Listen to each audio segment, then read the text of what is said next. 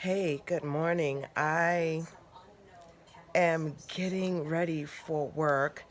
It is 9 o'clock in the morning, and I get on YouTube, and all of this is unfolding. So, regarding Jussie Smollett. So, today I'm not getting the paper.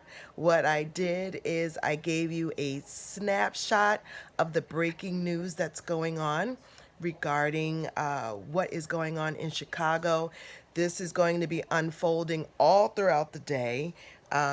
He turned himself in, and oh goodness, he turned himself in. So I'm gonna let you look at the news report that we just got regarding what's going on in Chicago, and evidently he will be arraigned at 1 o'clock today Central Time. So, wow. All right, so watch the report. Let me know in the comments what you think. And hopefully, this is good information because it's going to explain a lot of stuff legally. So there won't be any speculation because there was also a legal analyst to explain the charges. So I hope you found this information helpful. Talk to you soon. Bye. Tanya and Terrell, we are hearing that we will be hearing from Chicago Police Superintendent Eddie Johnson and the commander that has been overseeing this case. Now, police do have a screen set up here inside this media briefing room. They plan to show us a few slides pertaining to this case. Hopefully, that will answer a few questions that the media has had.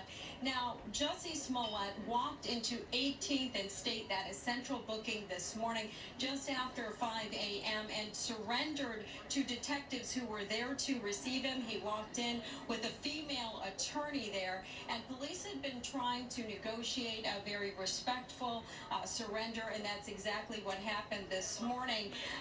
The actor on the show Empire claimed that two masked men, going into some background on this case, beat him yelling racial and homophobic slurs in Chicago's Streeterville neighborhood last month. He is now charged with his own alleged crime.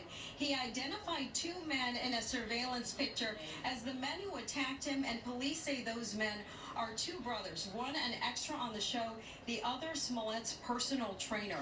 The brothers spent hours yesterday talking to prosecutors and a grand jury. Smollett now charged with one felony count of disorderly conduct stemming from filing a false police report.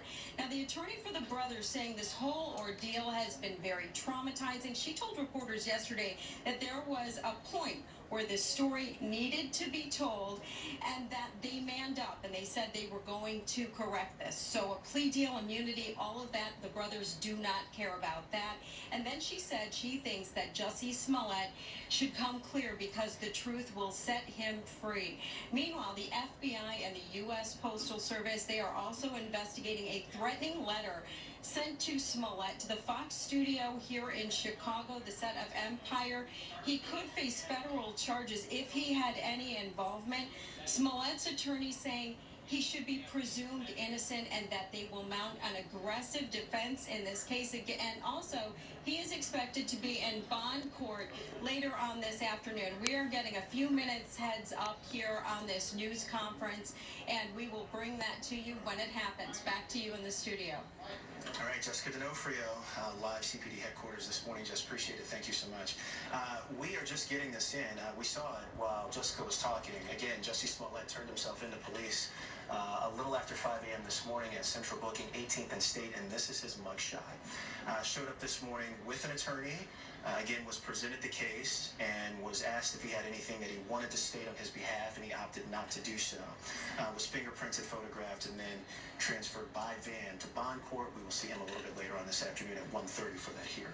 Again, the charge against him is the charge of disorderly conduct for filing a false police report. We're going to bring in our legal expert, Gil Sofer. Gil, can you tell me a little bit about this charge? Yeah, it's a disorderly conduct charge. Illinois law provides that disorderly conduct is a crime, and it lays out about 10 or so examples of disorderly conduct. Filing a false police report is one of them. And this is a Class 4 felony. The penalty for this being what? A Class 4 felony, that's exactly what it is, and it means the penalty is up to 3 years in prison. It doesn't mean that's what someone will get. Usually they don't for a Class 4 felony, but that's That's the possible exposure. Can you take us inside the courtroom, Gil? What are we going to see this afternoon at 1:30? Well, the question will be, what are the terms of Jussie's release? If this were a very, very serious felony, he could be held. If it were a moderately serious felony, he could be released only by posting a very large bond. It's not the most serious kind of felony. I would expect him certainly to be released under very moderate conditions. And that's exactly what we heard from Chicago police yesterday in a statement from their spokesperson, Anthony Guglielmi, saying, this is not the most serious kind of charge. They were waiting to negotiate the terms of Jussie's surrender, and he said at the time, that he hinted that they might have some concern for his well-being. Why do you think that is? That was an interesting statement. It was interesting in many ways. First, you don't often hear the police say it's only a Class 4 felony. The implication was that there is some concern for him. And maybe they'd heard from people they talked to that he was at some risk of harming himself. That's possible. But we don't know. Based on the case that we've seen so far and what's been presented, do you think he will spend any time in jail for this if convicted? Right, and we should remember he's presumed innocent at this point and remains so until proven otherwise. If he were convicted of this case, he can face time in jail. It would be unusual. There aren't many who actually do serve jail time for a Class 4 felony, particularly if they don't have a prior record. There is some question of that some years ago that he had some brush with the law. Probably not enough to land him in jail for any serious period of time. If he begins to cooperate at this point, does that change the game for him moving forward? It does. If this is going to end up with either a plea or a conviction, he really needs to act more quickly than he has been so far. Gil, the caveat to this is an investigation by federal authorities and the United States Postal Service into a threatening letter that was sent to the Fox set for Empire on January 22nd. There is some question now as to what Smollett's involvement was in that. Those charges, if this investigation in fact results in charges, those charges could be far more serious. Yes, that's a very interesting wrinkle in this case. There is a federal statute, a criminal statute, that makes it a crime to send a threatening communication, that makes it a crime to send a hoax. If it turns out he's the one who sent that letter, he could face up to 5 years in federal prison. On top of the charges that he already faces potentially. On top of these charges, 2 different governments, federal and state. He has exposure in both. Got it. The mugshot again, we're looking at Jussie Smollett, turned himself in a little after 5 a.m. this morning. We're waiting to hear from Police Superintendent Eddie Johnson, along with the Commander of Area Central Detectives, Edward Watnicki. We've got our crew set up right now at the Chicago Police Department, the headquarters there, waiting for them to give us a statement and to talk a little bit about what they know. They have known quite a bit of information, we know, for quite some time as this investigation has continued. Well, let's recap the timeline here a little bit.